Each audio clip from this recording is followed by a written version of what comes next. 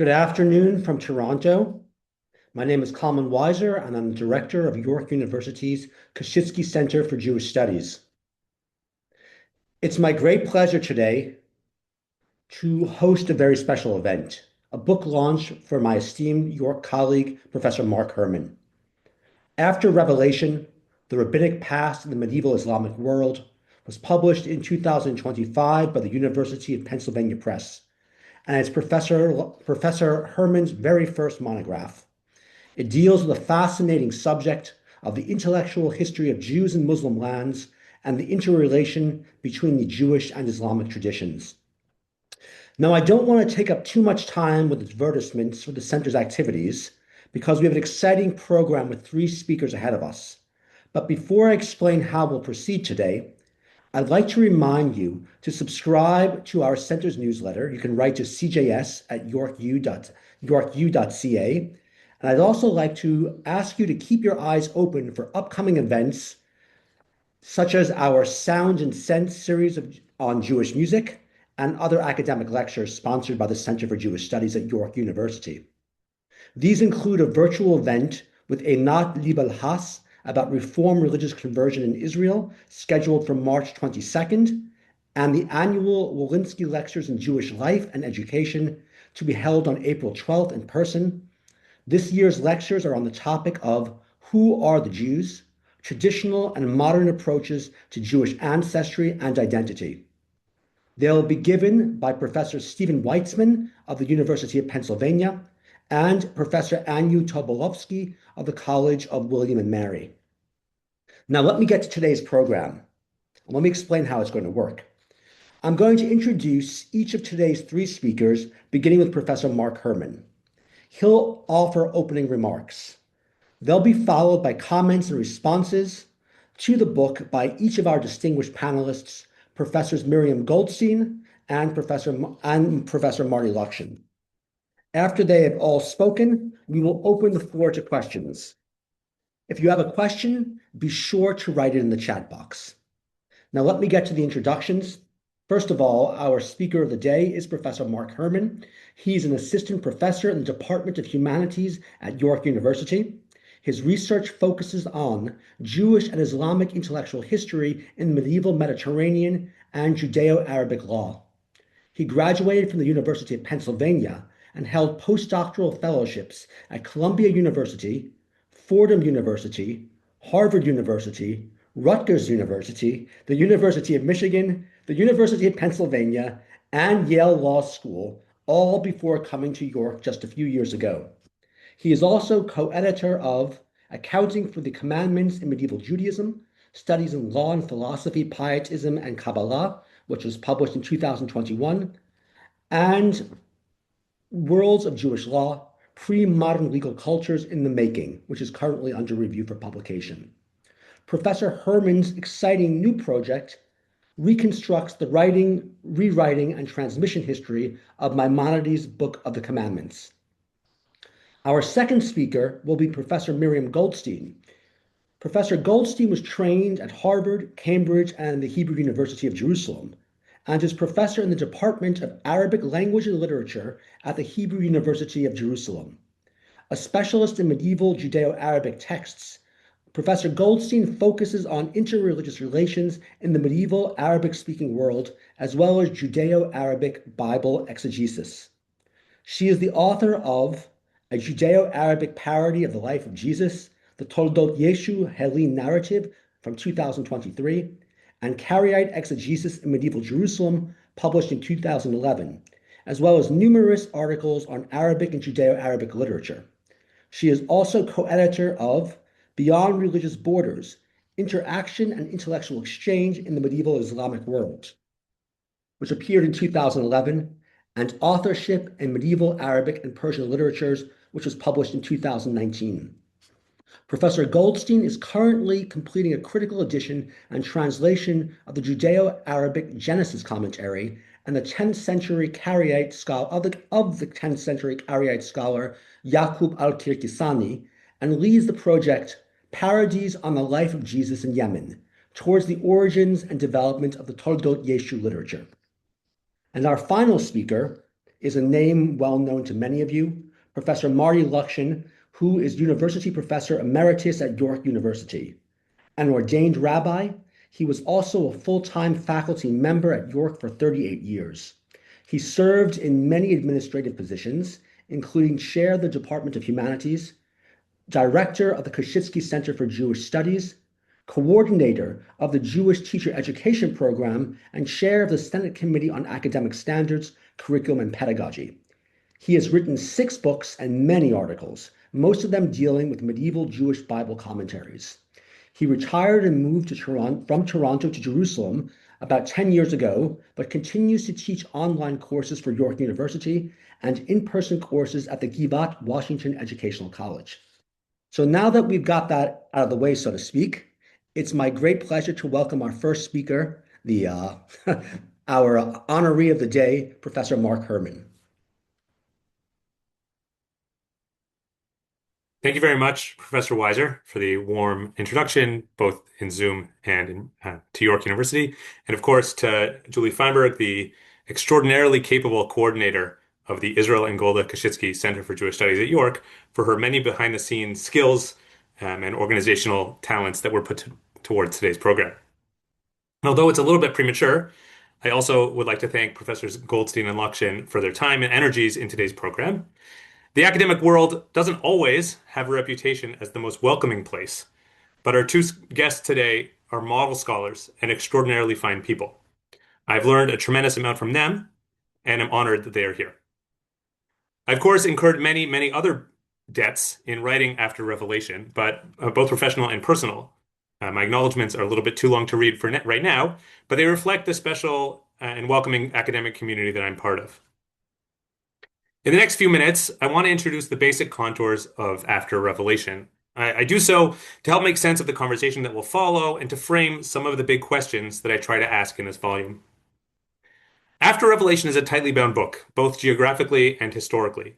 It focuses exclusively on Arabic-speaking, Arabic-writing Jews who lived in the Islamic world between modern-day Iraq and modern-day Spain. And it is limited chronologically to the period between the 10th and 12th centuries, starting with Saadia ben Joseph Gaon, who was born in Egypt and died in Baghdad in 942. He's the focus of chapter 1, and finishing with Moses Maimonides, who was born in Córdoba and died in Egypt in 1204. During these centuries, that is between the 10th and the late 12th century, Jewish thinkers in the Islamic world were all entirely integrated in one way or another into the intellectual fields that they shared with Muslims. So After Revelation probes how medieval Jews of the Islamic world thought about the rabbis of late antiquity, that is, the figures who appear in the text that they produced in the Mishnah and the 2 Talmuds. The book focuses exclusively on Jews who endorse the authority of the rabbis of the Mishnah and Talmud. These are figures like Saadia, who we mentioned, and Maimonides, maybe somewhat less famous figures like Samuel and Judah, and many, many or opposed to the authority of the Mishnah and the Talmud. These are known as Karaite. Professor Goldstein is a them, and as thinking partners, but not so much as the center of the text. So After Revelation essentially poses 2 questions that Jews asked about Revelation. The first is what exactly was given at Sinai? That is, what makes up this body of knowledge that is called the Oral Torah, the unwritten material that the rabbis of the Mishnah and Talmud claimed was transmitted from Moses to the rabbis, who then put it into the Mishnah and the Talmud.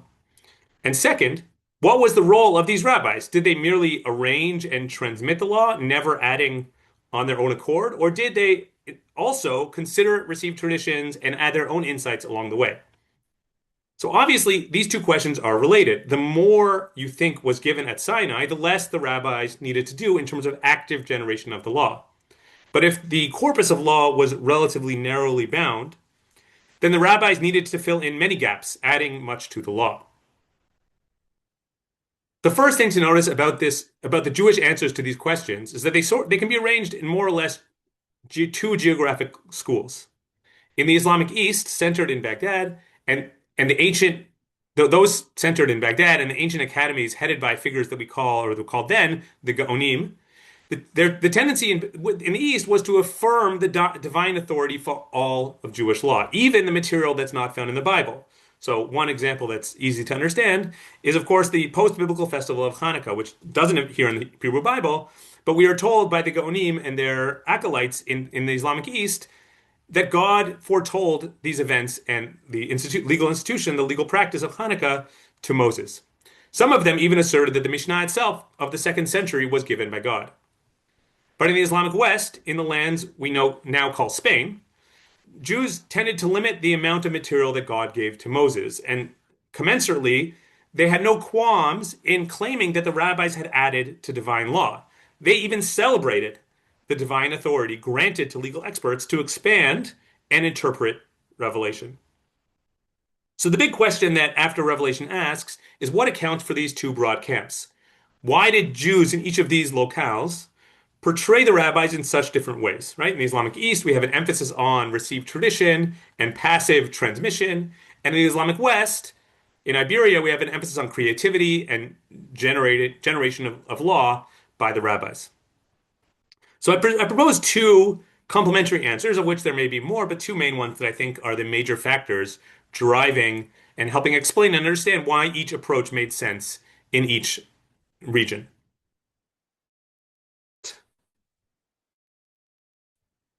Each held views of nearby Islamic legal theorists. So Muslim Islamic East generally tended to the idea that God had authored all of Islamic law. That is not just written revelation in the Quran, but all of the other material that makes up the sources of Islamic law. These Muslims tended to downplay or even dismiss the legal creativity of figures after their founding prophet, Muhammad, but equivalent to Moses in the Jewish tradition. But Muslims in the Islamic West weren't so bothered by legal interpretation and on the insights from learned experts. To them, those in the Islamic West, these were sort of necessary components of religious law. They needed interpretation and expansion, etc., etc. So that's one factor that I point to in the book. The second is that I suggest there are political meanings to each of the regional postures. The Islamic East, as I already mentioned, the rabbis, the rabbinites of the Islamic East, was populated by the long-standing Talmudic academies of Baghdad. These academies claimed ancient roots all the way back, perhaps even to the first exile in 586 BCE, and an emphasis on passive receipt of tradition, a chain of transmission linking them in the 9th, 10th, 11th centuries, all the way back to Sinai, helped buttress their claims to lead the Jewish community. But Jews in the Islamic West were comparatively newcomers. The book proposes that one of the ways that they positioned themselves as authorities was by depicting the rabbis of the Talmud as active interpreters and creators of law. Right? So the reasoning goes sort of like this. If the ancients could add to the tradition, perhaps experts in the Islamic Iberia could do the same thing. That is, we don't judge leadership in the Jewish community by institutional criteria, but by intellectual ones and one's ability to understand the legal sources and explain them. So if these suggestions are correct, I think that After Revelation can help us reconsider a number of big questions about Jewish history, especially those in the Islamic world. And I'll just briefly touch on two before turning it over to Professor Goldstein. First, we tend to still, even in the 21st century, portray religious law as an exclusively internalist discourse, right? As opposed to maybe poetry and philosophy, right, or science for that matter. Legal thinkers tend to cite only internal sources and internal authorities. It's an internal discourse, one that happens only with other Jews and only with other Jewish texts. But After Revelation demonstrates that Jews shared discourses and assumptions with religious law, about religious law, with nearby Muslims.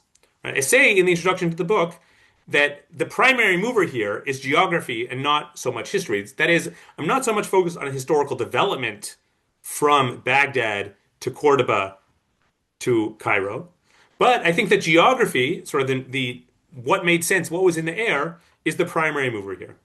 Geographic proximity nourished Jewish law and Jewish accounts of the past. Second, and this may be reaching a little bit broader, is that I sort of try to one of the things I try and do in the conclusion is push back at a more simplistic reading of this data that might suggest that Jews were passively influenced by Muslims. But I don't think that model of sort of passive influence is sufficient for explaining the processes that took place here. When they thought about their law, Jews obviously didn't just copy and paste outside knowledge, right?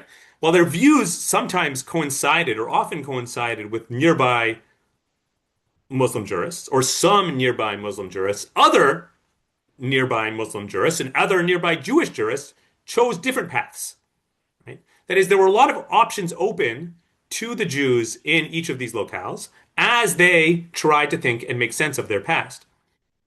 So when Jews were thinking about and shaping their discourses, their ideas about the past, their ideas about the rabbis, about God, about revelation, they were actively participating in a whole slew of society-wide discourses. They were picking and choosing what made the most sense to them from the options that were available. We would do much better, I propose, if we understood Jews and Muslims as having undergone similar processes, right? Medieval folks of all religious communities tried to understand their past, and it is not, I think, a coincidence that they did so in very, very similar ways. So let's just take Maimonides for 1 second. He was just as far away from the ancient rabbis, chronologically, as we are from him. And we tend to think that we live in a very different world than 12th century Cairo, which is true. But of course, Maimonides' world was also very different from that of 6, 7, 8, 900 years before him. So when we read Maimonides and need to make sense of the world he lived in, Maimonides also was very distant from the text that he read, the rabbinic texts of the Mishnah and Talmud that he read. And reading these old texts inevitably involves processes of interpretation and making sense and linking up past to present. So after Revelation then suggests that Jews and Muslims did so in similar ways. Jews and Muslims had similar distance from the sources of their religious legal authority, and they made sense of them along similar lines. So after Revelation is a study of these lenses that Jews used when they were trying to account for and understand the rabbis. I try to propose and try to make sense of what was obvious, what made sense to Jews in each of the geographic locales that I focus on. Baghdad, Cairo, which I haven't mentioned, in North Africa, Córdoba, and of course Cairo. And I suggest that to do so, in order to make sense of Jewish legal thinking, we need to understand the broader worlds in all of their complexity. And we need to understand the Islamic world, of which Jews were full participants in all of its great, rich array of ideas. So with that, I thank the participants again and the respondents. I will turn the floor over to Professor Goldstein and look forward to answering questions both from the panelists and from the participants.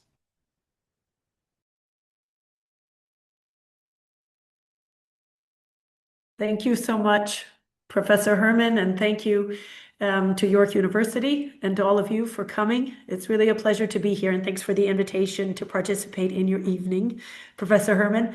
It's been a pleasure to spend time with your book over recent weeks. You take on big questions. You take on oral Torah versus written Torah, Islam in conversation with Judaism, the East, as in Baghdad, Jerusalem, Cairo, versus or with the West, Andalusia, North Africa. Two greats, Saadia from the 9th century up to Maimonides from the 12th century, each with real reams of research about them.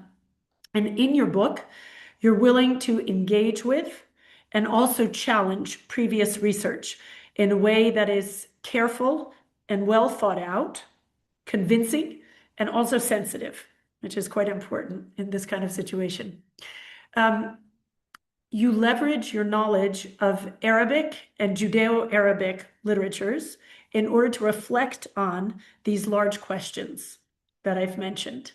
And I think that overall, the most important point that I would make about your book, about After Revelation, is that it is a wonderful example of the very special and important contribution that the study of Judeo-Arabic literature makes to Jewish studies in many genres. So here in the field of law.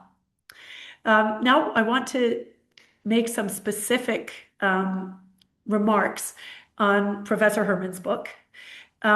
First of all, Professor Herman emphasizes the importance of viewing context. So the study of Jewish law in a Jewish framework is important, but he reminds us that we must not forget to consider context. Now, Professor Herman is in two fields. He's in Jewish studies, and he's in the field of Judeo-Arabic literature. And I often find myself telling students of Judeo-Arabic literature that this is a basic tenet of what we look at. It's a basic tenet of studies of Judeo-Arabic literature. I would say a large percentage of the articles and books written strictly in the field of Judeo-Arabic literature deal with questions of context, that we want to contextualize what Jews are writing in Judeo-Arabic. It's very, very important to the field. The wonderful thing that Professor Herman does in his book is to remind scholars in the field of Jewish law that despite the immense experience and knowledge required in piecing and parsing through 2 millennia of writing on Jewish law, one must consider the context. And then, no less important, Professor Herman focuses in extremely carefully on that issue. And he asks the question, what does it mean to say that a Jewish scholar, a native speaker of Arabic, a native reader of Arabic, employed ideas from his surroundings? So first, Professor Herman asks, which surroundings? Islamic scholarship is not a monolithic entity. And Professor Herman emphasizes that to us. And then, second of all, Professor Herman implements in his work an extremely careful reading of primary sources by Muslim scholars, both in Saadia's environment, so we're talking about the late 9th century, early 10th centuries, as well as Maimonides in the Western Mediterranean. And Professor Herman reminds us that this especially comes out in the conclusions of his book, that each scholar is choosing. So Professor Herman reminds us to think of each scholar's agency in choosing which non-Jewish sources he wanted to use, whether he was letting his readers on to the fact that he was using non-Jewish sources or whether he wasn't. And Professor Herman has done a very, very careful, thoughtful and wise reading of Jewish sources and Muslim sources in order to figure out what these scholars were reading. So these seem to me very important general insights for scholars of medieval Jewish thought in any geography.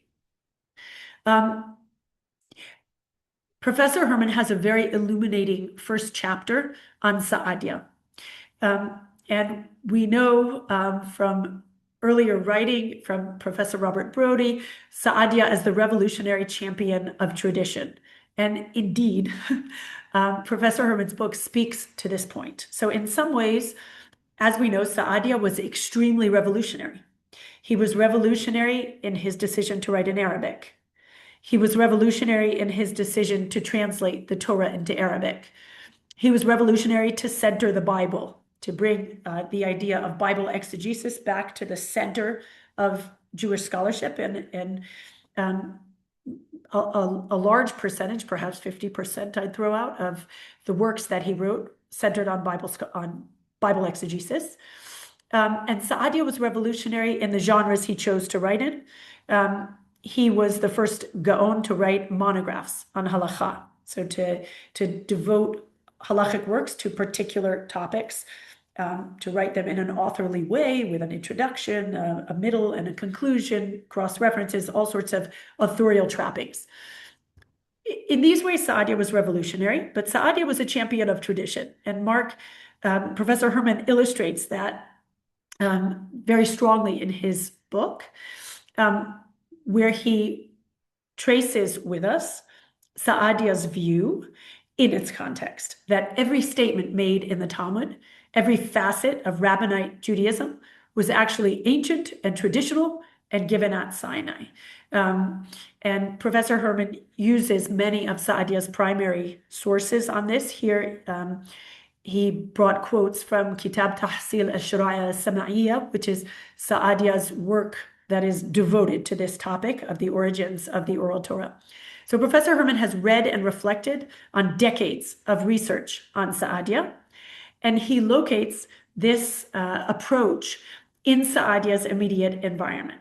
So first of all, his Jewish circles, Karaites, free thinkers, so Jews who had left the fold or are non-Jews, other detractors of Rabbinic Judaism. But then Professor Herman adds in the idea of contemporaneous Muslim sources, especially those in Saadia's immediate geography. So this chapter on Saadia, I thought, was incredibly, it was in conversation with earlier research, but it also brought the special and very thorough approach to context that Professor Herman has exemplified in the book as a whole. The story that Professor Herman tells in After Revelation rang with me in another way too. And here I want to reflect a little bit on how the story that Professor Herman tells with respect to Jewish law resonates with the field of Bible exegesis. So Judeo-Arabic literature begins in the East. It begins, as Professor Herman has mentioned in his book, and as he well structures his book in the areas of the East. This is why Professor Herman began with Saadia, but it develops further in the West. And this is why the idea of a conversation between East and West is a very logical approach to take. So in the framework of what I often do in my research on Judeo-Arabic literature, which is researching Bible commentary in Judeo-Arabic in the East, so 9th and 10th century Bible commentary. And in my spare time, I think about what happened when this Bible commentary came to the West and Jewish scholars from the West began to interact with it. So this is a story that has not been told enough. This is the story of how Judeo-Arabic Bible exegesis, which was created in the 9th and 10th centuries in the East, how it shaped Bible commentary as it developed in the West has not been told enough. We are very lucky to have Professor Lakshen here with us tonight as well. So the story that Professor Herman tells fits into the framework of this East-West exchange that also exists in the field of Bible commentary. So I wanted to bring to this audience tonight a particular example of a Western scholar receiving Eastern Bible exegesis in Judeo-Arabic and how he responds to it. So I want to talk about Avraham Ibn Ezra just for a minute or two as I conclude my section of this introduction. So Ibn Ezra, in his introduction to his Bible commentary, reflects on 5 directions or 5 methods of Bible commentary that he does not subscribe to and that he rejects. So I'll read to you in English. This is the translation that I found on Sepharia. It's a good translation. And I'll read you what he says about the first way, which I think will resonate a bit with what we've heard and what we will hear about the interaction between Saadia and Maimonides. So here we're talking about Ibn Ezra, so 11th century, 11th to 12th centuries, dealing with mostly 10th century Bible interpretation. So he says, the first way ranges far and wide from the text. It is beyond the interest of our time. A number of great scholars chose this approach, namely the wise men of the academies in Muslim countries. And I'll just skip there. In the same vein, Rabbi Saadia, so he specifically talks about Saadia, commenting on the verses, "Let there be lights," quoted the opinion of secular scholars and gave the dimensions of the heavenly bodies according to the astronomers. Similarly, Rabbi Samuel ben Chofni, Shmuel ben Chofni, Asaf Ruach bechofnav, gathered wind in his fists, meaning he did nothing, in his lengthy comments on and Jacob went out from Beersheba. The only value of his commentary is its length. And et cetera, et cetera. Ibn Ezra is extremely critical of the Judeo-Arabic, the great Judeo-Arabic commentaries of the East. And he goes on to caustically criticize four other types of Bible commentary and then to say the type that he will put forth. But of course, we know that Ibn Ezra, in his Bible commentaries, was a wonderful bridge. He wrote in Hebrew. His Bible commentaries were only in Hebrew, but he was an extremely important bridge between the greats of Judeo-Arabic civilization, including those from the East, and the school of Bible exegesis that arose around him in the West, in which he, of course, greatly promoted via his own writing. So the Western Mediterranean has a great debt to the East. So it's an interesting comparison to look at how Professor Herman illustrates Maimonides' willingness to criticize Saadia quite caustically and to promote different views, and to look at the same thing in the field of Bible exegesis. Whereas in the field of Bible exegesis, of course, we know that, and Professor Herman doesn't deny this, also in the field of Jewish law, there are extremely important foundations that were set in the East for what happened in the West a century or two later. So thank you very much. And I will now pass the baton on to Professor Lakshan.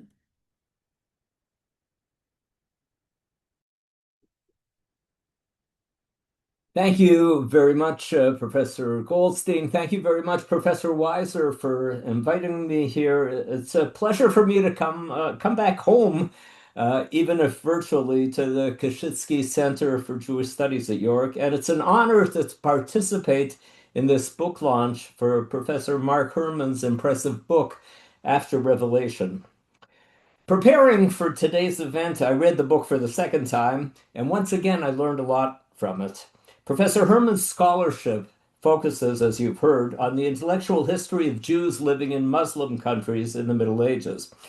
My own scholarship focuses on the intellectual history of Jews from those same centuries, but Ashkenazic Jews, Jews living in Christian countries.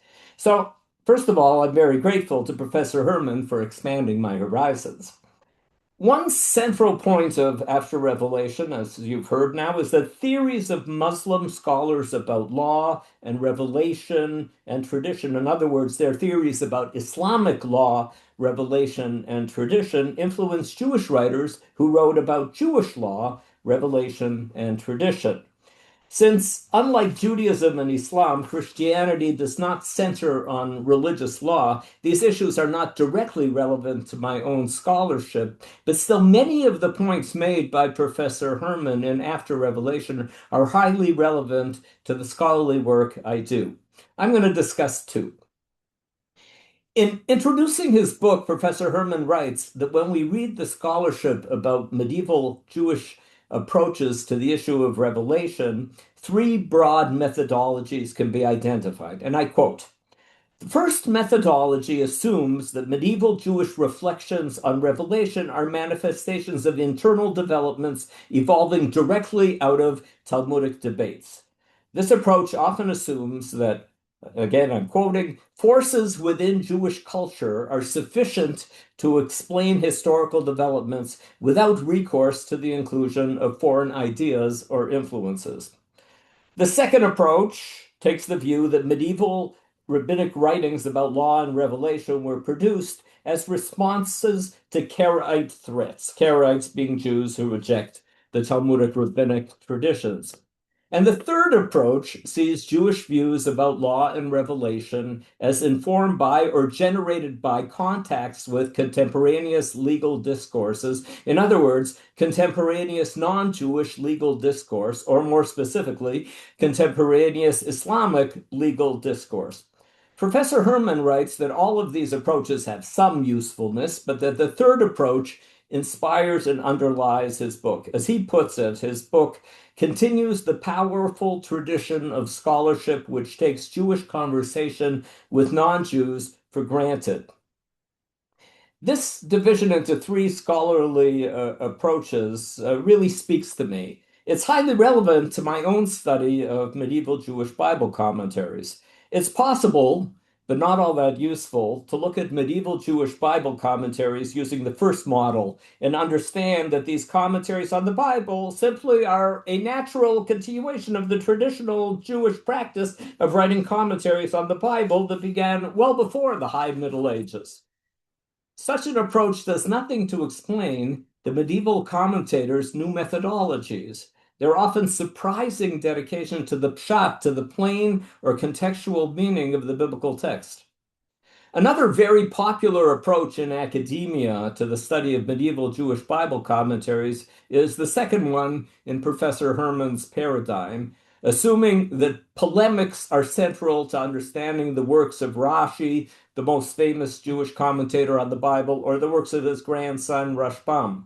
This means understanding Rashi and Rashbam as so dedicated to defending the faith against a Christian threat that they allegedly peppered their commentaries with veiled anti-Christian arguments. But the third approach, to which I am becoming more and more attracted as the years go by, takes, as Professor Herman puts it, takes for granted that Jewish conversation with non-Jews. Rashbam writes a number of times in his Torah commentary that he spoke with Christians about the meaning of biblical text. He does not describe those conversations as involving rancor or disdain, even though he frequently belittles other Jewish Bible commentaries.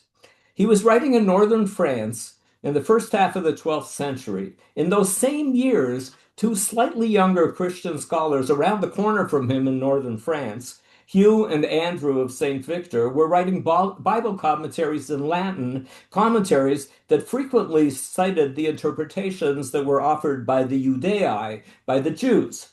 Andrew and Hugh also did so, citing Jewish interpretations without rancor and without belittling the Jews. There's nothing polemical about their commentaries on the Bible. Modern academic scholars writing about Andrew and Hugh are convinced that they were unable to read Hebrew, certainly that they were unable to read medieval Hebrew. I also have doubts about whether Rashbam was a competent reader of Latin texts. But if Hugh and Andrew often quoted what the Jews said, it means that they were talking to Jews. Their Christian Bible commentaries, just like Rashbam's, were dedicated to the pshat. Of course, they didn't use that Hebrew word. They were dedicated to the plain or contextual reading of the Hebrew Bible, almost entirely without the venerated Christian approach of reading the so-called Old Testament through the eyes of the New Testament. Is it just coincidental that at the same time, in the same country, Rashbam was writing a Pshat Bible commentary that was almost entirely free of Midrash, which is the venerated Jewish way of reading the Bible? In my opinion, Professor Herman's third and preferred approach, taking Jewish conversations with non-Jews for granted, works best for understanding the texts that I study too. One specific issue that Professor Herman addresses is central to my own study. How do traditional Jews understand what it means when the Talmud connects a specific Jewish law to a specific biblical verse, and we, the readers of the Talmud, scratch our heads since we find it difficult to see how and why the Talmudic rabbis read the verse that way? This is a problem that contemporary students of the Bible and of the Talmud have, and that some medieval Jews in Christian countries and in Muslim countries had. Should the Talmud be seen as providing the authoritative understanding of every biblical verse? And if so, what makes that understanding authoritative? Is the interpretation authoritative because it can be traced back to oral traditions that Moses received from God at Mount Sinai? Is a Jew supposed to believe that God gave Moses a written Torah and also told Moses the authoritative understanding of those words? The last section of After Revelation is dedicated to Maimonides, as you have heard, the great philosopher who was also a great expert in Jewish law. And it analyzes, among other issues, Maimonides' understanding of the extent of oral traditions, what traditional Judaism calls the Torah Sheba'al Peh, the oral Torah. Maimonides, like all medieval believing Jews who weren't Karaites, believed that God gave the Israelites both a written Torah and an oral Torah. We all know what the written Torah is, but what should be included in the concept oral Torah? As we heard, should Hanukkah be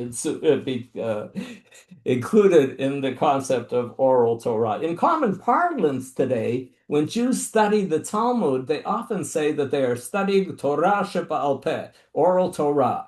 Does that mean that all of the argumentation in the Talmud is oral Torah, meaning that all of it can be traced back to Moses and ultimately traced back to God at Mount Sinai? As Professor Herman shows, there were Jews who took that maximalist approach or something very close to that approach when defining oral Torah. But Maimonides didn't. He had a relatively small number of laws or principles that he defined as oral Torah received by Moses on Mount Sinai. The majority of Talmudic literature represents, for Maimonides, the attempt of human beings, the Talmudic rabbis, to derive laws by using logic or interpretation or analogy. But these teachings, for Maimonides, do not all have the imprimatur of Torah leMoshe miSinai, oral God-given Torah received by Moses at Mount Sinai. In After Revelation, Professor Herman attempts to show how and why Maimonides arrived at his minimalist position about oral Torah, a position that differed greatly from most or all of his medieval predecessors.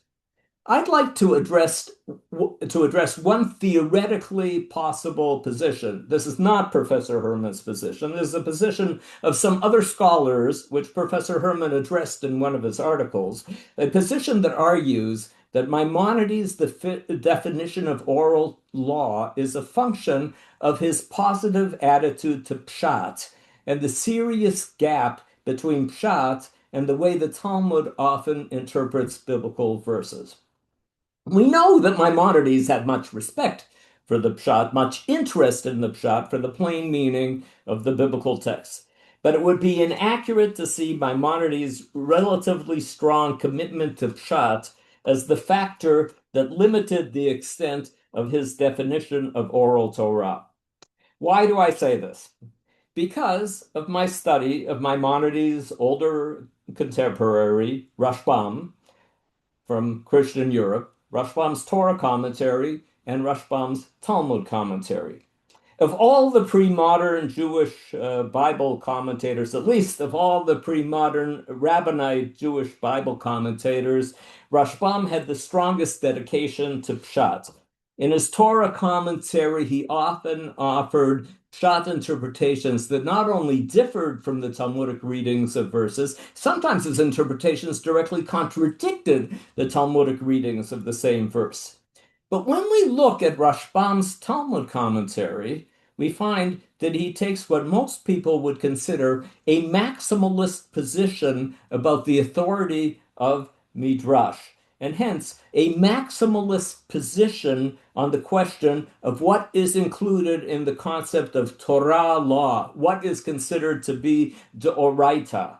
He often disagrees with other rabbis who limited the extent of what is considered Torah law. I'd like to give one example.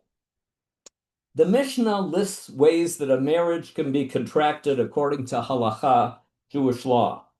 One of the ways is kesef, money. In other words, money or an item with monetary value which a man gives to a woman. This is the standard way in which halachic Jewish marriages are contracted. The groom gives a ring to the bride in front of witnesses. The Talmud asks, how do we know that such a method is an effective way to contract a marriage?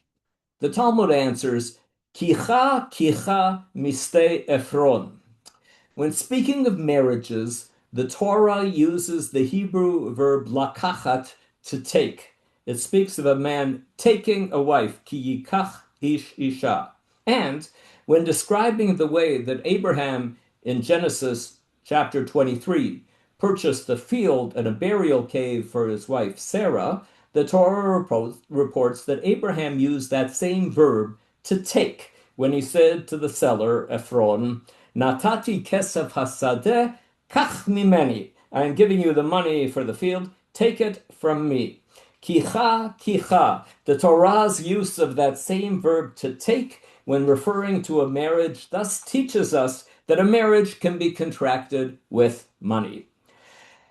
It hardly seems necessary to explain just how far this proof is from the plain meaning of Scripture. The verb lakachat, to take, appears almost 1,000 times in the Bible, and a tiny number of those occurrences have any connection to money. As an aside, I'll mention that in Rabbinic Hebrew, the verb lakachat frequently means to purchase. A buyer is called a lokeach. And in Rabbinic Hebrew, and even in modern Hebrew, a customer or a purchaser is referred to as a lakoach. But none of this is in biblical Hebrew.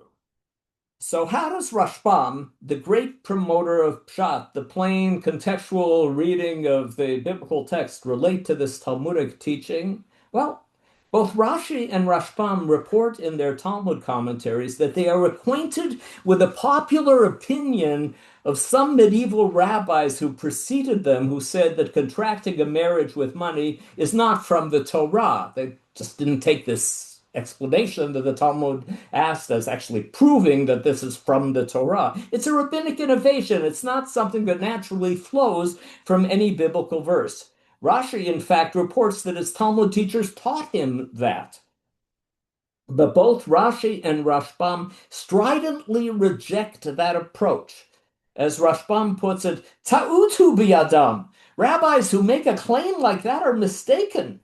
Referring to the Talmudic claim that the verb to take, when used about a marriage, implies taking or purchasing with money, Rashbam warns us, Al tehi kala be'einecha. Don't dismiss, don't belittle an interpretation of this nature. The law derived from this interpretation is, for Rashbam, as connected to the revelation at Sinai as the laws explicitly written in the Torah.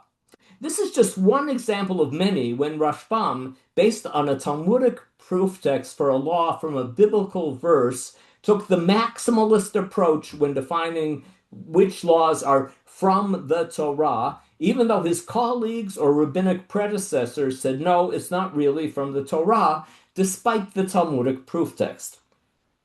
The specific issue of the status of this one law, contracting a marriage through giving money or an item with monetary value, is one that Maimonides deals with too. I leave discussion of Maimonides' position to real Maimonides scholars like Professor Herman. My only contribution to this discussion is to say, while it is true that in modern times we find religious Jewish thinkers who use the consideration of pshat to limit their understanding of what laws originate in the Torah, this is not what happened in medieval Ashkenazic texts. The most radical proponent of pshat in Ashkenaz, Rashbam, promoted a maximalist understanding of what it means to say that a law comes from the Torah, in other words, that it is part of the divine revelation. Rashbam believed that beside the pshat, the contextual plain reading of the text, which is the topic of his entire Bible commentary, there's another way of reading the text, the midrashic way of reading the text, which dates back to Moses at Mount Sinai. These were just two small examples of themes in Professor Herman's book that really resonated with me. And let me just add, I recommend this book very highly.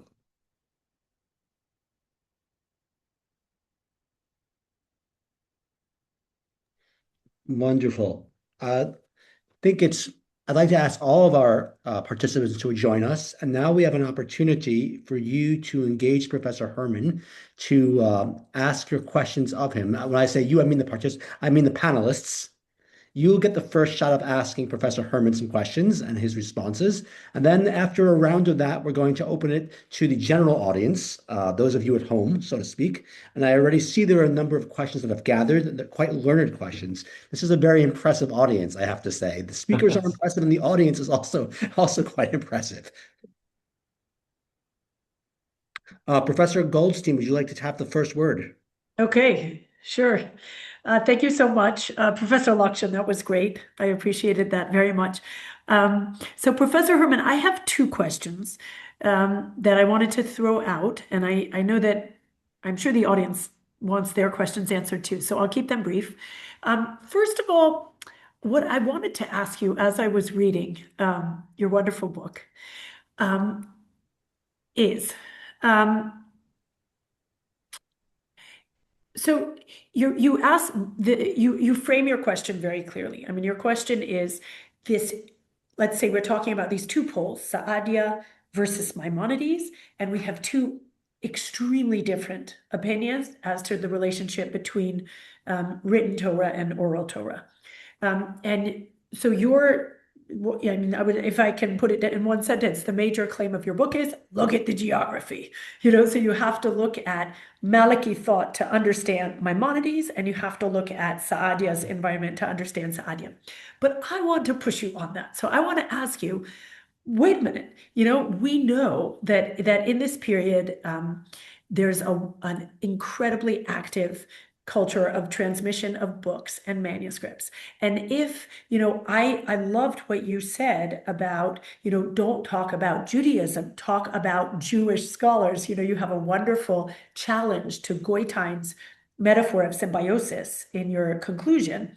And you say we have to talk about, what the scholar is choosing. So if they can pick and choose, so effectively, then can you talk to us about the relative weight between the locals around Maimonides or Saadia and what's being talked about in the schools around them, but also the books that might have come in on the most recent ship or books they might read and we know that the East-West exchange of books was a very active exchange. Maybe I'll leave it at that. Yeah, I mean, that's a great question, Professor Goldstein. Thank you, obviously, for you and Professor Luxon's remarks. If I think with your question, maybe without answering it definitively, this is one of the puzzles that I'm struggling with. And I'm not sure there's a good, clear, black and white answer. Should we look at local? Should we look at broader? How are they negotiating? But when I read Jews in the Islamic West, I'm always reading, they are looking to the East. Always. They traveled to the East, right? They brought books back from the East, Jews and Muslims, but they're reading all of this sort of through their Western lenses. And I see the sort of libraries that either institutions or shared books that would have traveled as common among all the Westerners as they're sort of looking at the East. So they are in conversation with obviously everything that's around them, and they're reading things as they come in on the books, on the boats, or whoever's bringing materials. And this is true in the Islamic East also. They're reading very widely, right? How does one balance? And this is a nuanced question. I'm not sure that we are supposed to give definitive answers to. How does one balance the broad reading with the larger flowing developments of their thought, right? So I think what they're sort of happening simultaneously, and I'm not sure that there is a sort of one sentence answer to this question. But they are simultaneously choosing from an array of options. Saadia here had more options than Maimonides did. I mean, the Islamic legal context of 10th century Baghdad was way more diverse than the Islamic legal context of 10th century or of 12th century Córdoba. And even when Maimonides moved to Cairo, so my suggestion really is that there's not a lot of development in the fundamental structures. I really see Maimonides as a Sephardi Jew, as he described himself, and is very much rooted in that legal tradition. So I see his fundamental ideas about the rabbis and about Jewish law as really sort of being set from already his youthful exposure to those ideas, that world. And so Saadia's world is much more diverse, right? And he chose within that world. And Maimonides was relatively narrow, even as he was exposed to broader ideas from the Islamic East. So I think we sort of have to see them doing both. So at the one time they are exposed to, but still part of that specific world. I don't know that I can give a sort of one sentence answer to that question. It's a tough nut to crack. I'm not sure there's a good balance to that. Do you want to have a second question, Professor Luxon? I just like to ask, I just like to give you an opportunity to disagree with me if you'd like to, Professor Herman. I said something a little radical and divorcing the question of pshat from the question of the definition of what is oral Torah, what is Torah Shebaal Peh. Do you agree? Do you disagree? I'd be happy to hear you Yeah, disagree. it's a really good. First of all, it's a really good question. I think sort of the how did what I like most about your comments, and something I tried to mimic in the book also was rather than you didn't present yourself as a scholar of Rashbam's Torah commentary or Rashbam's Talmud commentary. You're a scholar of Rashbam, and this is one figure who did lots of different things, right? Right. This seems obvious, but it's not necessarily the case, right? Oftentimes, in certain fields in medieval Jewish studies, we have specialists who only look at one genre to which our authors to which our authors contributed when they really did lots of things. So you can get away with only studying Saadia's poetry without seeing it in the broader context of one person, or sometimes or Kabbalah without understanding that Kabbalists also did, medicine and law, et cetera, et cetera. And that tends to sort of give us a very partial view of how people thought. And we tend to come up with, you can conclude that Rashbam's only interest was his Torah commentary if you only focus on his Torah commentary.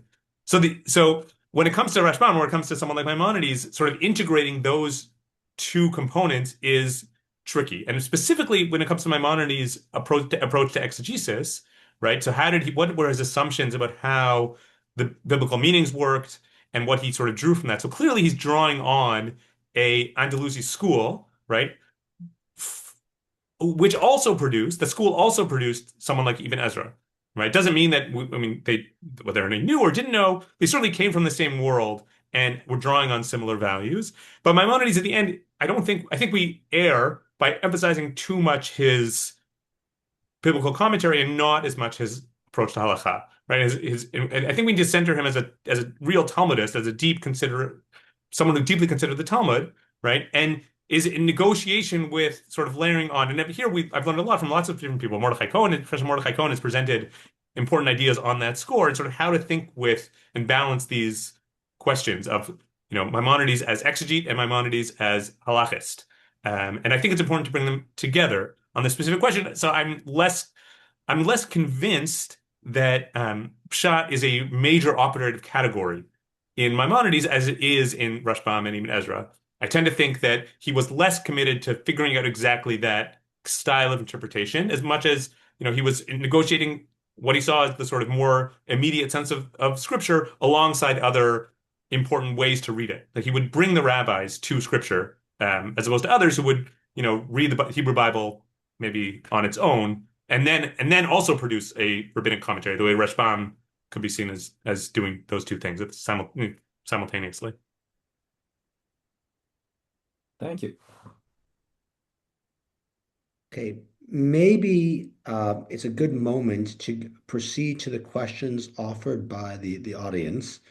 And if there's some time at the very end, I'll ask my own very naive question. But if there's no further comments right now that need to be said immediately by the panelists, I'll get to the questions from the audience. Unless Professor Goldstein might have one more question. Yeah, that's what I want to ask. Do you want to respond or ask something before we move on?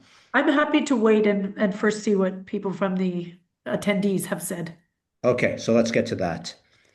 All right, so see what we've got here. Okay, first question. Do you think there is a connection between the legal theory of the particular rabbinic authors and the literary forms or genres that they used? For example, how Maimonides focused on codification versus Gaonic responsive styles, but how to think about in-between cases such as Hanael ben Hushiel and Al-Fasi, who focused on practical law but with a Talmudic commentary. Yeah, so the question gets to a really interesting one that I think it's important to emphasize before I answer the question is that one of the things that turned me on to the questions that medieval rabbinites are asking about the Talmud is a very rich and robust genre of legal theory produced by Muslims. And the genre of legal theory is really, bookshelves and bookshelves worth of books on legal theory in Arabic. Rabbinic Jews, Karaites are different, I think, but Rabbinic Jews generally didn't produce works of legal theory quite as much, right? Maimonides, I think, is the exception, as the most explicit, and if you look here in his Sefer HaMitzvot, the Book of the Commandments, the lengthy introduction is really a work of legal theory. But generally speaking, rabbinic Jews didn't write explicit works of legal theory. And so the question that I sort of was grappling with was how to draw their legal theory out of other kinds of writings. So some of these figures, right, Saadia or a lot of later Gaonim and Judah Halevi and his Kuzari really deal with the central questions of what is oral Torah and how does it work, right? But do it in a non-legal theory genre, right? Or for various reasons. Maybe they didn't think that that was an easy thing for them to sort of frame. Maybe they had other primary objectives. So there's no real, the question sort of, is there a connection between genre and topic? The answer is yes and no, right? That the genre of legal theory or the ideas, the questions of legal theory are sort of burning for Jews throughout the Islamic world. That they're burning in their philosophical works, they're burning in their biblical commentaries, and they're burning when they write more explicitly on legal theory. Why rabbinic Jews didn't write works of legal theory, I think is also an interesting problem that I don't also have an answer to. I think it's a problem that I've sort of left on the table for a continual conversation. But the challenge obviously is sort of figuring out how to call legal theory and legal theory questions from a series of genres. So the questioner speaks specifically to two North African Talmudists, one of whom moved to Iberia, both of whom I think were important for Maimonides' thinking. Hanan ben Hushiel was an important Talmudic commentator, and he happens to have a lot of sort of methodological reflections on the rabbis scattered throughout his commentary on the Talmud. And those are useful for me, and I did what I can to try and collect as many of those as I could. Al-Fasi, the Rif, is another very important figure, especially for Maimonides, but unfortunately doesn't have a lot of explicit reflection on how the law works. And so you can only do what you can do. Why they didn't talk about it is a sort of mystery to me. But a lot of these problems are sort of culling a lot of ideas from a lot of different genres, which gets to my answer to Professor Luction, is that you have to read people as broadly as possible to understand Rashbam as a thinker who produced a lot of different things. Similarly, Saadia and Maimonides, et cetera, et cetera. Before I go on to the next question, I'll let you know that Professor Herman is currently teaching a course on Jewish law at Osgood Law School, as well as teaching in the liberal arts and professional studies at York. So we are very fortunate to have him at the university. We haven't been able to teach Jewish law in quite some while, and he has a full class, and it's Jews and non-Jews taking his class at the law school. Okay, the next question. Do you, Professor Herman, think that today's interpreters of rabbinic texts in the Orthodox Jewish world are more similar to the great interpreters of the Judeo-Arabic past, the Gaonim of your book, or the English-speaking interpreters of ancient and religious texts along whom we currently live? Yeah, that's a good, interesting question. And I think that one of the things I sort of mentioned at the beginning of the conclusion is that I think the sort of two poles that I've set up between Saadia's general approach and Maimonides' general approach really pulse through Jewish history, right? I would like someone to pick up where I left off and do like the sequel. What happens in Northern Europe, what happens in Spain, what happens in early modern Europe, and certainly into the modern period. Some of this stuff has been done, but I think that there's more work to sort of mapping here. And there's no answer ultimately to these questions, right? Modern Jewish thinkers are bouncing back and forth between these ideas. And, in 19th century Germany, in reaction to reform, you get one answer. In, early 20th century America or mid 20th century America, sometimes you'll see different pictures. I think that these sort of big questions don't have definitive answers. And so thinkers are constantly just dancing around them and repeating, generally speaking, ideas certainly that rhyme with the medieval ones. Okay, thank you. So the next question, this is exciting to me, just Professor being a moderator. Yes, Professor Weiser, Luction. could I jump in for a second? Yeah, please. Yes, I'd just like to say I really like that last question, and I'd say Yes, there are many ways in which modern ways of reading texts are influencing people who are writing commentaries on the Bible today, including within the Orthodox community. I think that it's amazing to see the penetration of various forms of literary analysis of the text. Some of the commentators that Professor Goldstein and Professor Herman and I deal with from the medieval times also had a literary sense, but it's very different from the kind of literary analysis that you can find of biblical texts coming out in Jewish circles now, including in Orthodox Jewish circles. And this is it's a sign that Bible commentaries are being produced as a function of the culture in which we are living right now, and it's I think it's beautiful to see that's what's happening. That the phenomena that Professor Herman is discussing taking place that almost 1,000 years ago are taking place right now in the 21st century. Okay. Okay, the next question. Where would you fit Yehuda Halevi's Kuzari? The Kuzari. Is he a Western or Eastern thinker?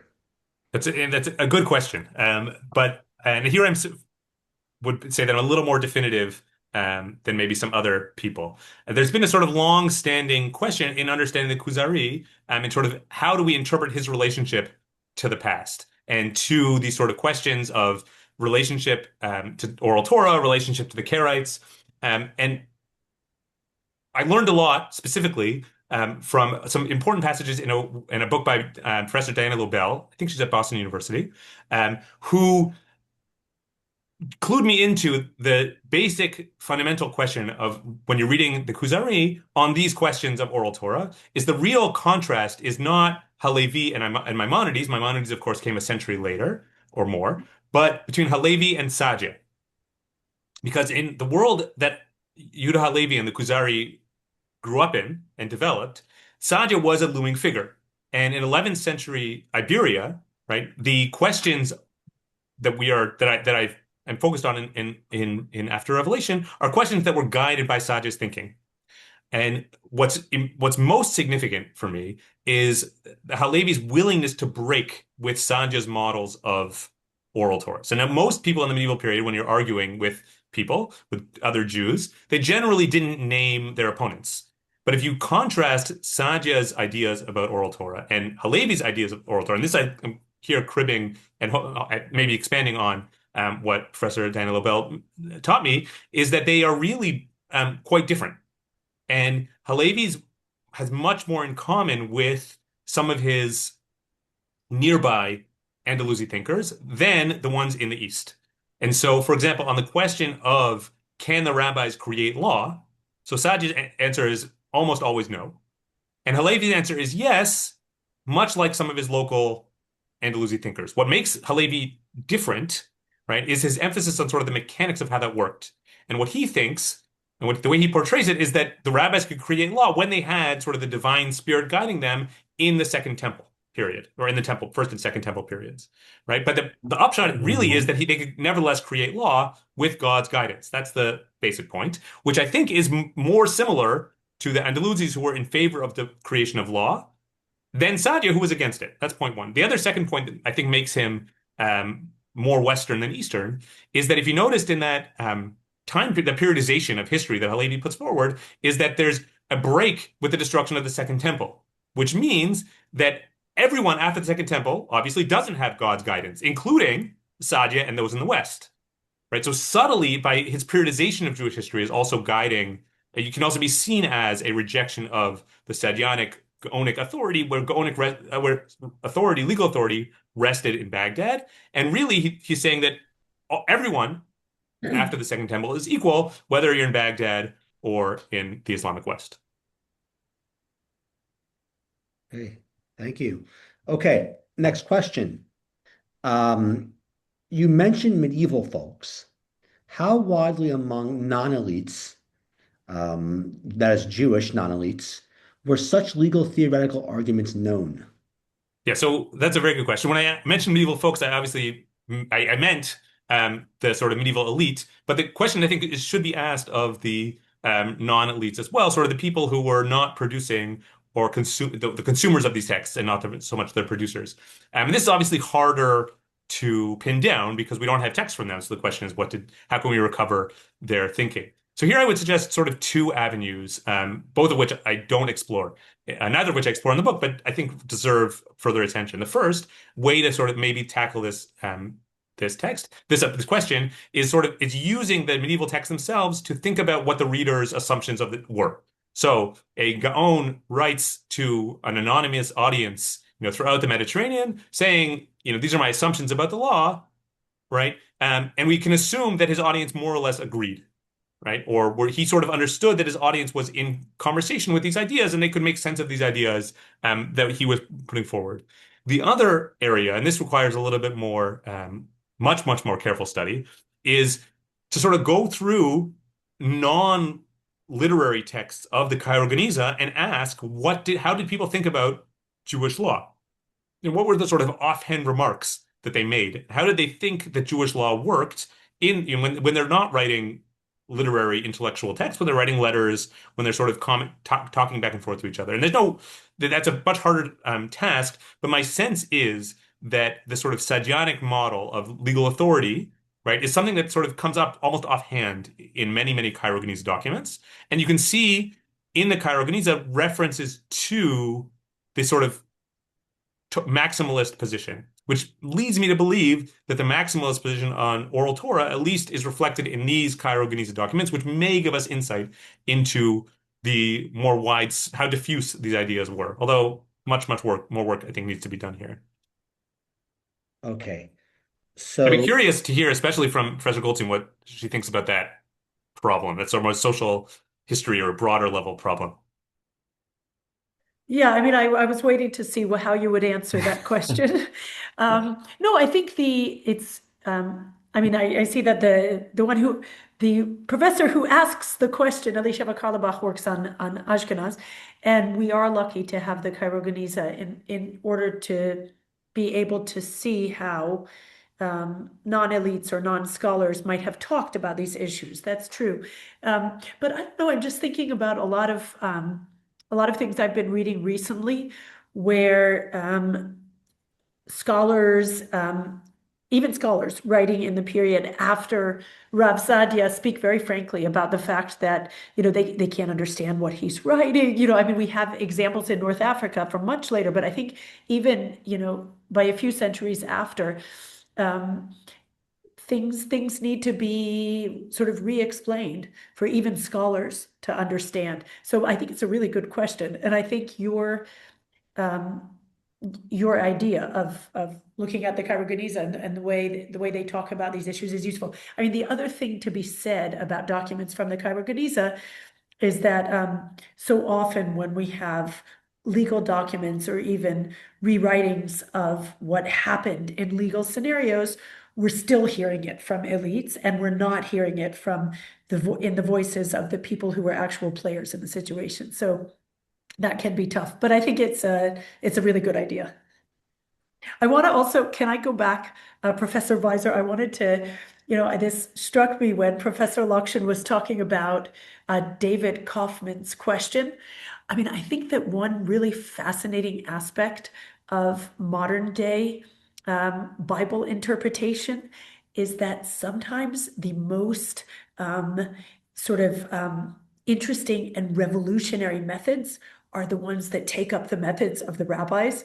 And I'm thinking about the modern day books of Midrashim, like, for example, I mean, just on this past week's Parsha, Beshalach, I was looking at what was in the compilation of women's Midrashim called Dirshuni, and I read the one that was written by the Rabbah Tamar Duvdevani on Beshalach, and it is a fascinating modern midrash on Ashira na ladonai ki ga'oga'a versus Shiruna ladonai ki ga'oga'a, Moshe versus Miriam.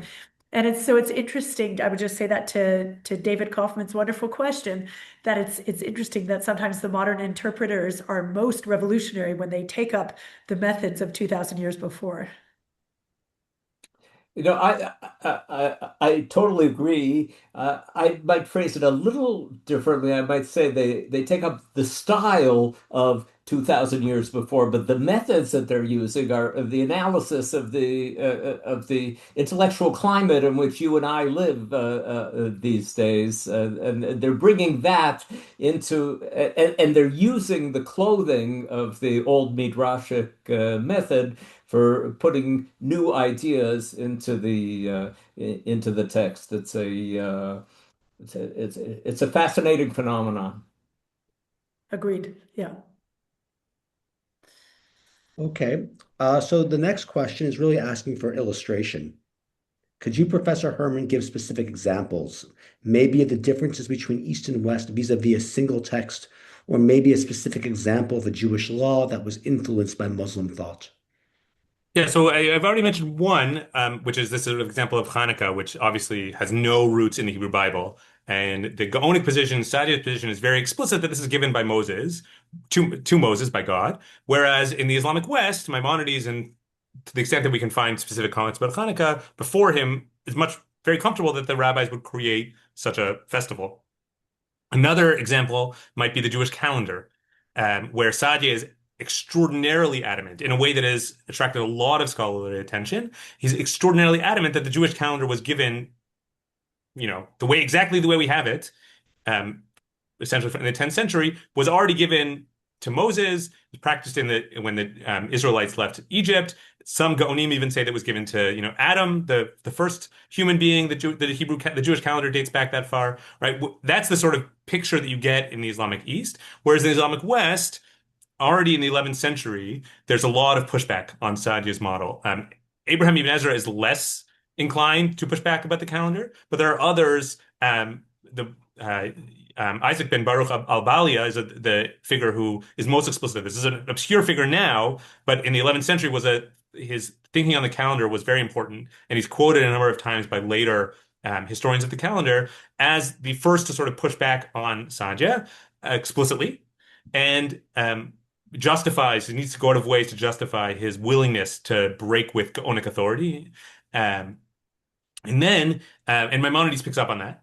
In terms of specific laws or terms, when you open the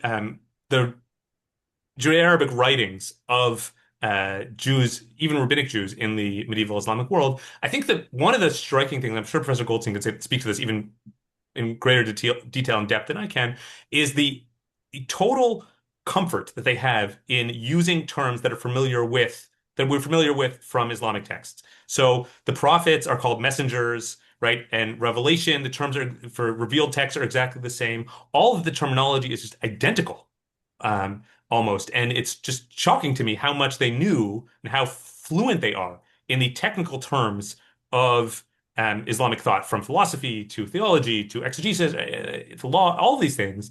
It just jumps off the page how fluent they are. I mean, Professor Goldstein, I'm sure, can add depth to that. Yeah, look, I think you illustrate that wonderfully and deeply and in a new way in your book. I mean, I will say that. I mean, it's true that I like thinking about this topic, and I like thinking about the way that Jews use terms in Arabic, but you innovated for me in the way you discuss this in your book in the field of law. So I want to say that. Yeah, that's very true. I mean, it in one way speaks to a very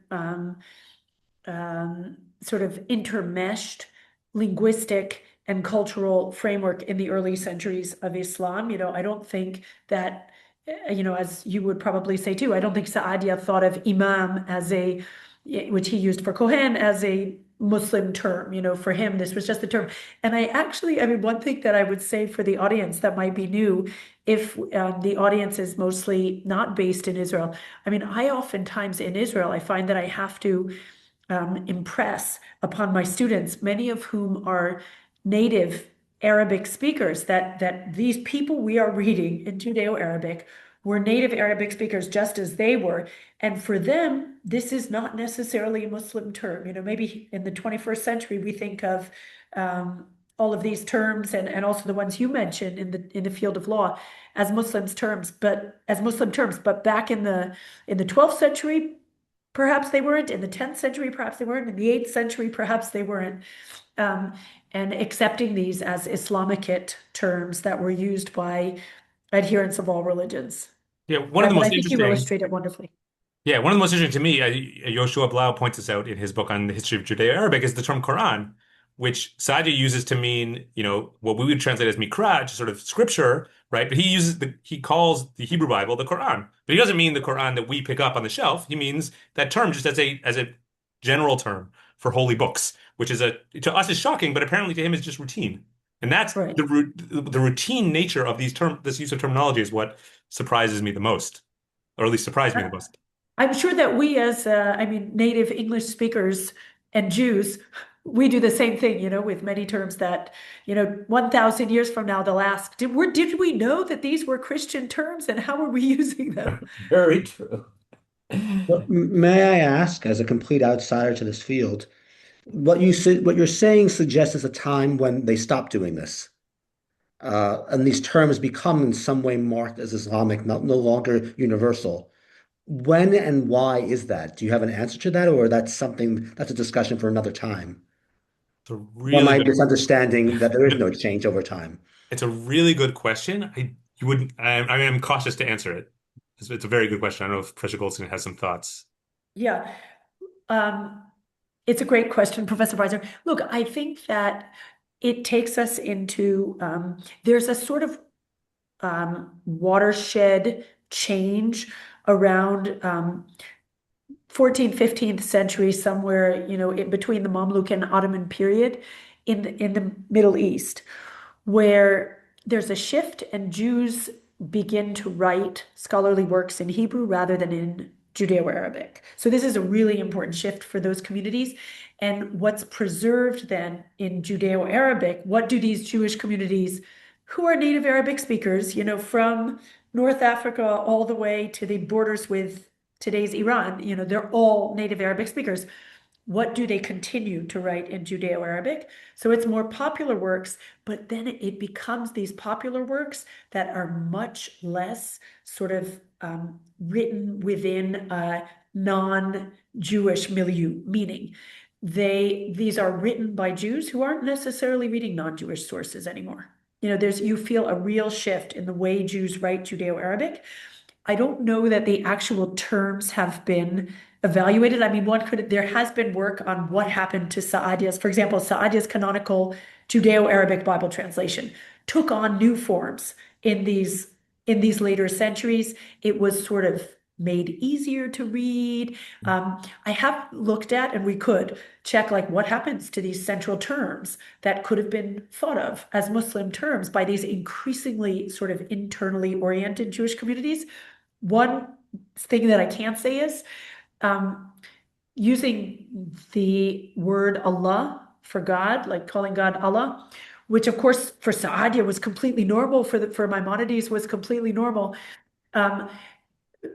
Once you get to the Ottoman period, Jewish communities become less likely to say Allah, and they say things like Amma, like something just so as not to say Allah, like the Muslims, and in communities from Arabic speaking lands today, they specifically, sometimes linguistically, try to differentiate themselves regarding these religious terms from non-Jewish communities, particularly Muslims. But in any case, there's a lot of searching that could be done, and I think the tools are there. One other sort of data point that might be interesting here is to compare early copies of Judeo-Arabic texts with later ones. And I've noted, I haven't done a systematic study, but it is curious to me sometimes when there's sort of a Hebraization of the Arabic, that there's a tendency of copyists to use more Hebrew language and sort of naturally Hebraicize the terminology, the Arabic terms they're writing, as opposed to earlier copies of text. One might be able to sort of contrast, though, that in different times and places. But again, careful study would be required. It sort of depends because the ones, like for example, Saadia's works, scribes didn't tinker with those. I mean, Right. except for the changes in his Torah commentary, which were given new names. I mean, it was no longer called Saadia's commentary. It was called like Sharh, like some sort of the explanation of the Torah. It wasn't called Saadia's anymore. I think it's actually very interesting to see the like what remains a closed text and is transmitted as is. So, for example, Saadia's theological work, the Book of Beliefs and Opinions stays the same, whereas other texts were seen as open texts and you could sort of tinker with them. So it depends on which text. Thank you. Okay. So let's go to the next question. I mean, this is a fantastic conversation. It's really a pleasure to be in a room, a virtual one, even a virtual one, with all these experts in the audience and the panelists. Okay. Next question. Maimonides clearly said that there is rational proof from outside the Torah that oppose what the Torah says when we should follow the rational scientific approach. He lived in a society that would have put him in cherem if he said things opposing God's existence. Do you think it's possible he was protecting himself, and if he lived today, he'd be a secular Jew? Yeah, this is a great question, for lots of reasons. So the first answer is that obviously we can't know what is ever in somebody's heart. It could be that, somebody is writing something and they believe the complete opposite. Or they're hiding, and this methodology of sort of hiding or looking for clues to read against the apparent meaning of a text is particularly takes particular hold in Maimonides, in scholarship on Maimonides in the guide, where he sort of tells us that he's going to be writing in a little bit of a code. And then the question is how to decode that code, and what's the secret behind the veil.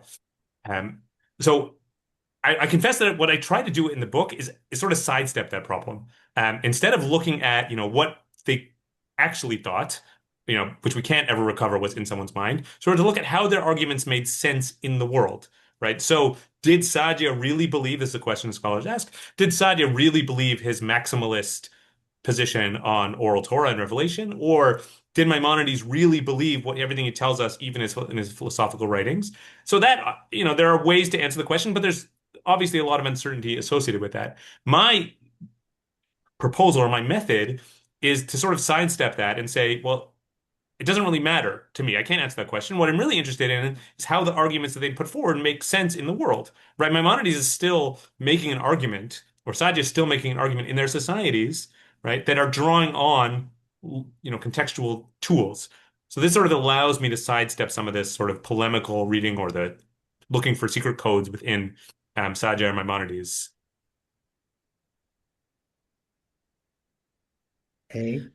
Professor Herman, this gets us to sort of the second question I wanted to ask you. So I'll take the liberty of asking it now.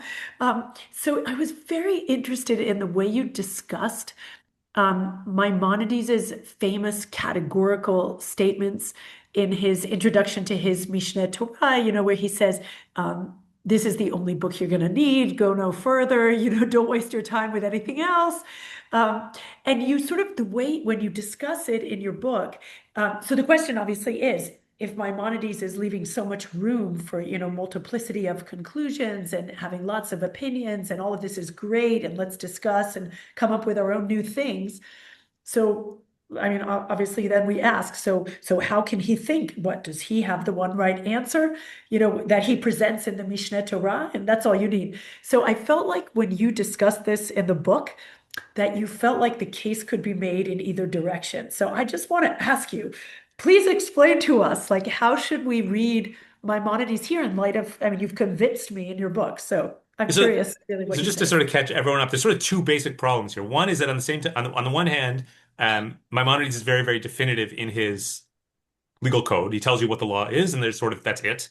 And at the same time, he all and commensurately, he's brushing aside the need for study of other works. So don't study the Talmud, right? He seems to not, it's a waste of time on those kind of questions, on the secondary questions. So did Maimonides did he really think that he was coming to the final answer? So I would say that the majority position in scholarship is that Maimonides thought he was coming to the final definitive word in halakha, right? I think that if you read the scholarship, most people think that Maimonides was the last, that he thought of himself as the last word. Obviously, he failed in that, but he nevertheless thought that. My position, which is not only my position, but the position I advocate in the book, is that he believed that he didn't really think that law could get to the final definitive bottom line capital T truth the way that one might be able to in philosophical study. So philosophical proofs, like mathematical proofs perhaps from Maimonides, could reach a certain level of confidence in the truth. Whereas in the law, I'm strongly convinced of, is that Maimonides didn't necessarily think that law was final. So if you look in his commentary in the Mishnah, you really see that he's not saying people are wrong, right? He's just saying this is how the law follows. He's willing to explain every position in the Mishnah as a reasonable position, but we follow X, Y, and Z. So the question then becomes, I think this is part of the question, you correct me if I'm wrong, is how does this relate to his question of sort of what should one be studying? Is that right? So here, again, there's another question. So what does he really mean when he says, don't, don't waste your time on the Talmud? So this, I am less definitive. I'm less certain about exactly what he means here. But here too, I think he's talking. I agree with the sort of the majority position among scholars that he wants this code to be the sort of definitive way of living his life, and he sort of feels there's great value in a final word for the Jewish community. But at the same time, if you contextualize that with other things we know by Maimonides, what he taught, right? He taught Alfasi, he taught the Talmud, right? He doesn't really seem to have lived his life as dismissing all Talmudic study. My reading of those statements where he talks about wasting time on Talmud, I think are not sort of absolute, and more talking about certain styles of Talmud study, perhaps certain emphases. Or he really does believe that one should focus on principles and not on details. One should focus on the basic truths and the basic bottom line law and how we get to that law, how the law works, and not on extreme cases. But I'm not sure that really means that, throw the Talmud out with the bathwater, just because he seems to continue to teach it, right? And here you see echoes, let's say with Bachya, even Pakuda in his introduction to the Chovot HaLevavot, the duties of the heart. You get a same. I think that's sort of in that vein where Maimonides is building on some of that tradition that is already deep in Al-Andalus. But what should be important? What's important to study? Thank you. But I'm not 100% sure about that. I think this is the first time I've heard Maimonides referred to as a failure, even if it's limited. I wonder what his mother said about him. Okay. All right. The next question is about Maimonides also.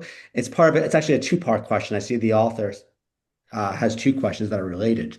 Does Maimonides' wrestling with broader philosophy of the times reflect in his writings, influence his view on oral revelation? And would you think Saadia would have rethought his approach if he'd lived to see Maimonides' writings? So those are two good questions. I'll start with the second one, maybe just a little bit easier. Obviously, we don't know what Saadia would have said to Maimonides. Saadia was very innovative in coming up with ways to circumvent arguments against him. One of the things I noticed in the book, when I was researching the book, is that whenever you sort of see Saadia noticing that there's a rabbinic passage that goes against something that he would have said, right? He's always got a very creative way to sidestep it. So I think he was pretty confident in what he thought. And I think it's important in thinking about someone like Saadia, we live in a Maimonidean world, but Saadia's view was compelling to him and compelling for centuries for many, many people. Right? It was the dominant position that sort of shaped how medieval Judaism looked in the Islamic world. That's one thing, that Professor Goldstein's already mentioned. We learned from Professor Bodhi also, is that Saadia is really world shaping. And so I don't know what he would have thought, but I do know that he was very, very good at sidestepping, pointed evidence that went against him. In terms of broader philosophy, so I guess it sort of a little bit depends on what you mean by philosophy. Do we mean Aristotle and the Aristotelianism that informed the guide? I don't really see a lot of evidence in the Oral Torah. Maybe in his thinking about Oral Torah, that could be my own ignorance, but I don't see it really coming to fore. It does come up, perhaps, and this I've learned from Professor Avi Armovitsky and others, is it comes up in his sort of thinking about how law works in society and the relationship between the philosopher and society and the ruling elite in society. And that obviously ties together with his need for a definitive legal code. That's something Professor Armovitsky has emphasized and others. But I don't really see, and this, again, I'm curious to hear what other people think, really see the evidence from the Aristotelianism guiding his reading of the rabbis.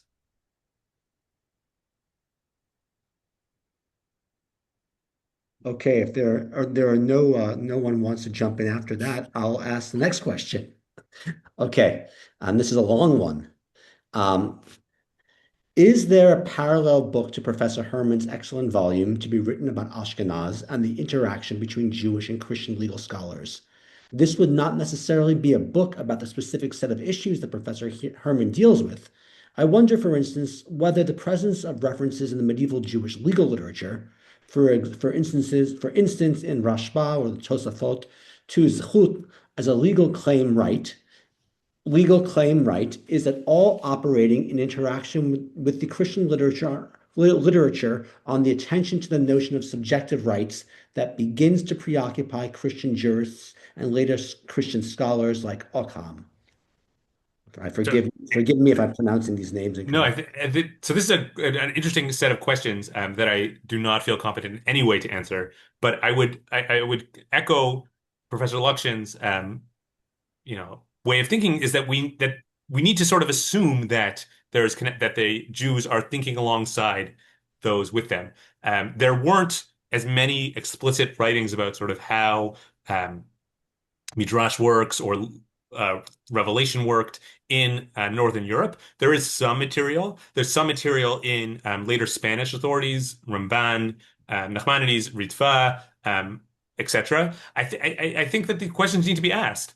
I think we've sort of, for too long, read these genres in silos, and there's no reason. I mean, this example, it's new to me. This is something I'm learning now. Is this thinking about the law in conversation with Occam and others? I think is a fantastic sort of road to travel and investigate.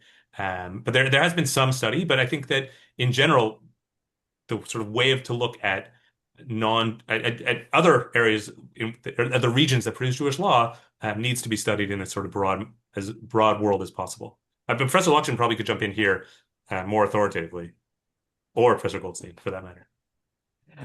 When I was reading the Professor Weinrib's question there in the Q&A, first of all, I misread it and I thought he was asking, is there a book that has been written? But actually he was writing, is there a book to be written? And maybe there is, and maybe Professor Weinrib, as a law expert, you'd be a good person to write a book like this. There's a real problem, though. There is a difference. So much of the scholarship that is done by Professor Herman is based on the assumption that Jews were able to read the texts being produced in the countries in which they lived. And in the period of time that I deal with, which is really the same period of time that Professor Herman and Professor Goldstein deal with, in Ashkenazi countries, Jews were not reading Latin, or it was extremely rare that Jews were able to read Latin. And that's why when I talked about interactions, and I talked about interactions in relationship to interpretations of biblical texts. And we have strong evidence that Jews and Christians talked with each other on a regular basis about the meanings of biblical texts, and not just that they shouted at each other, which also occurred from time to time in arguments, but they discussed the meaning of biblical texts with each other, and they learned from each other, and they may have learned things from each other about how to read a text. When I tried, I have seen some literature years ago trying to find influence on the method of the Tosfot from things that were going on in Christian analysis of law in that same period, and I found it unconvincing because it wasn't clear to me that there was a simple way that the Tosafists would actually know what was going on in Christian discussions of canon law or whatever discussions might be influencing them. But as the years went on, more Jews were able to read Latin, and more Christians were able to read Hebrew, and so yeah, probably there is a book to be written about this. And one more thing, right? It looks like Professor Goldstein wants to jump in also. That's okay. I think it's very important, Professor Lakshan's what you started with, which is it really, Professor Weinrib's question really points up the uniqueness of Judeo-Arabic literature, and that Jews are, I mean, it's something that probably Professor Herman and I always start with when we're teaching Judeo-Arabic texts, that um, Jews were writing, speaking, reading the majority intellectual language of the time. So it makes a huge difference. But I think, I mean, it's fascinating that you point out that perhaps in later centuries that book could be written. Yeah. Right. I mean, one of the problems that we're constantly as, and it's something we've sort of danced around today already, and I sort of a little bit sidestep in the book, is sort of mechanics of transmission. Right. It's much easier to sidestep that question of mechanics when we know that they read the same language. Right. When we Yes. know that Maimonides, Saadia, etc., all read Arabic, and we're reading these works and citing them very frequently, then in the material that Professor Luxon works, it's much harder. I think it's sort of there's another barrier to sort of to overcome, and that, quite frankly, makes the work that I do almost easier, right, in terms of contextualization, as opposed to and the world that I live in and Professor Goldstein lives in is very different than maybe other moments of Jewish history. Comparing, here Professor Weiser might be able to jump in also because he also works in a period that is where language is an easy way of contacting. But if you look at sort of the late antiquity, the rabbis are writing obviously in different languages, and they, how much Greek did they know? This is a question that is asked. But for our world, I don't need to ask how much Arabic did Maimonides know. This is not even a question. How much Greek in Roman Palestine is a question, a famous question of Professor Lieberman. I don't need to, no one ever asked the question how much Arabic in, Maimonides' Cairo. This is not a question that even needs to be thought about. If I may ask, I have a very basic question which is related to this. It's not linguistic, but it is about transmission. Um, and it is very basic. Is you talked about manuscripts being transported by ships from east to west, and I assume in reverse also. But what was how shall I say, how did this work? Were there individuals whose specialty was to bring these manuscripts? Did people just happen to bring them and share them with others? What was there an organized, in other words, was there the equivalent of a moichas forennic, something like this? Someone whose job was I transmit learning from place to place, and this is my income. Okay, that's a great question. I'm really glad you asked that question. It was both. I mean, there were people who were like a moicher sforim. It was called a warraq, like a person who deals with pages, literally. So booksellers who did deal with the transport and ordering of books. It was also very often a private affair where somebody would say, "Hey, I heard this book was there. Can you get me that book?" Or where you would send books between friends. You were sending merchandise, so you would send books as well. So it was both a private and a commercial enterprise. Yeah, there has been a lot of study, especially sort of in the Andalusi Iberian orbit, and how it sort of got the knowledge from the Islamic East, which is they're constantly trying to figure out what's going on back there, right? We want to know. We're very far away. We're reaching out, to Baghdad and elsewhere to figure it out. But we don't. We have to imagine sort of a lot of different sort of ways that books circulated, and that books were extraordinarily widely shared, right?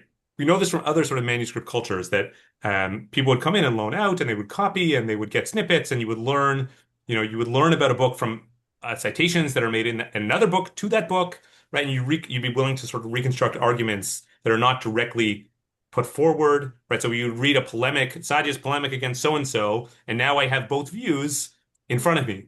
So it's another way people learn. There's a lot of different means through which people learn. And they would send letters. You would say, I'd write from, there's great examples of people writing from southern France to Alexandria. I have a friend who's going to Egypt probably for business or who knows what. Can you send a letter from Alexandria to Cairo, to Fustat in Cairo, to get the book sent? There's a lot of different ways and postal services that were ad hoc or not ad hoc.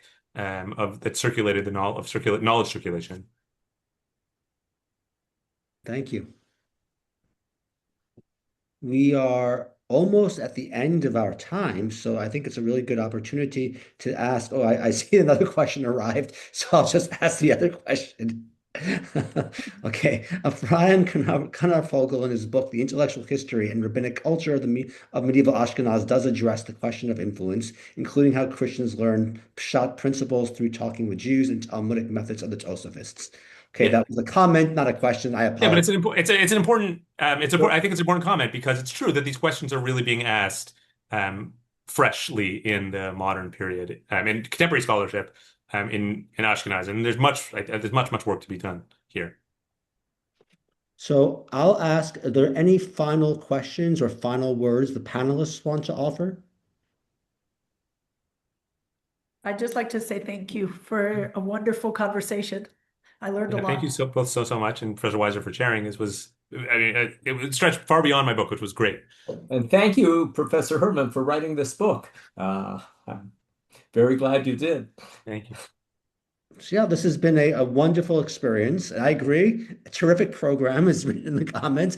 I think this has been, we have many wonderful programs, but the level of intellectual exchange has been very high. One of the best I've seen in an academic forum in quite a while. And I'd like to thank everybody, and I'd like to thank everybody who is at home watching and contributed questions. And we look forward to you, hopefully seeing you at our next event. Thank you all very much. Thank you, everyone. Thank you.